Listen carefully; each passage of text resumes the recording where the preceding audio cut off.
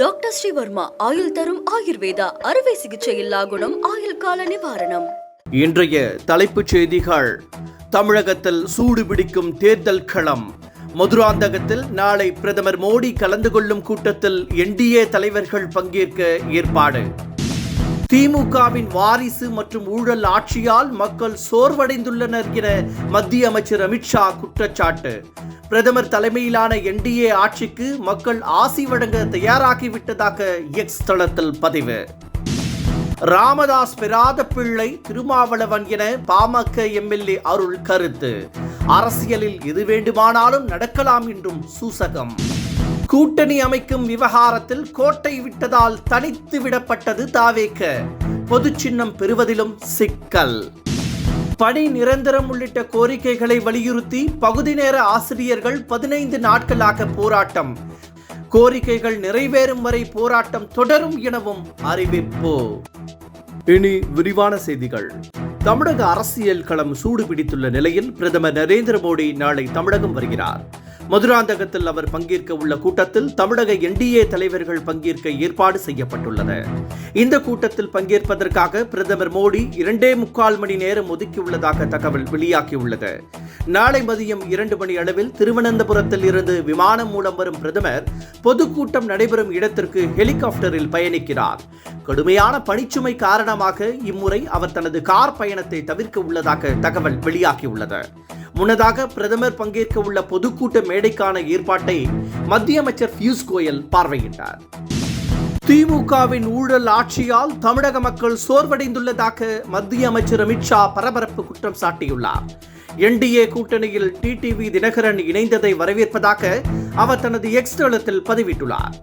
தமிழக வளர்ச்சி மற்றும் செழிப்பின் புதிய உயரங்களுக்கு எடுத்துச் செல்ல இருப்பதை ஆசீர்வதிக்க மக்கள் தயாராகிவிட்டதாக அமித்ஷா தெரிவித்துள்ளார். பாஜக அதிமுக கூட்டணியில் டிடிவி தினகரன் இணைந்துள்ள நிலையில் மத்திய அமைச்சர் பியூஷ் கோயலை அன்புமணி சந்தித்து பேசினார். தனியார் ஹோட்டலில் தங்கியிருந்த பியூஷ் கோயலை சந்திக்க வந்த அன்புமணியை பாஜக தலைவர்கள் வாசலுக்கு வந்து வரவேற்றனர். மதுராந்தகத்தில் நாளை பிரதமர் மோடி பங்கேற்கும் கூட்டம் ஒருங்கிணைந்து செயல்படுவது, தேர்தல் வெற்றி உள்ளிட்டவை குறித்து ஆலோசிக்கப்பட்டதாக தகவல் வெளியாகியுள்ளது. இதனிடையே பாஜக அதிமுக கூட்டணியில் புதிதாக 5 கட்சிகள் அதிகாரப்பூர்வமாக இடம்பெற்றுள்ளன என்பது குறிப்பிடத்தக்கது. திருமாவளவன் ராமதாஸ் பெறாத பிள்ளை என பாமக எம்எல்ஏ அருள் பேசியிருப்பது தமிழக அரசியல் களத்தில் பரபரப்பை ஏற்படுத்தியுள்ளது. பாமகவை கைப்பற்றுவதில் அன்புமணி ராமதாஸ் இடையே உச்சகட்ட மோதல் இருந்து வருகிறது. இந்த நிலையில் பாஜக கூட்டணியில் அன்புமணி இணைந்துள்ளார். எனவே திமுக கூட்டணிக்கு ராமதாஸ் செல்வார் என்றே கூறப்படுகிறது.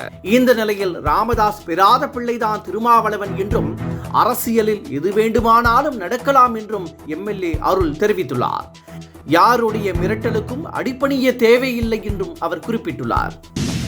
ஆட்சியிலும் பங்கு, அதிகாரத்திலும் பங்கு என ஆஃபர் கொடுத்தும் எந்த கட்சியும் கூட்டணிக்கு வராததால் தாவேக தனித்து விடப்பட்டுள்ளது.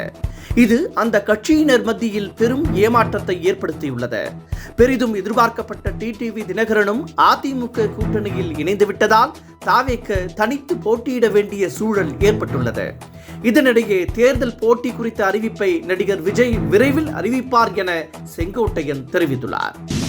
தமிழகத்தில் சிக்கன் குனியா பரவி வருவதால் தீவிர கண்காணிப்பு மேற்கொள்ளப்பட்டு வருகிறது. மருத்துவமனைகளில் பொது சுகாதாரத்துறை முன்னெச்சரிக்கை நடவடிக்கைகளை மேற்கொள்ள அறிவுறுத்தப்பட்டுள்ளது.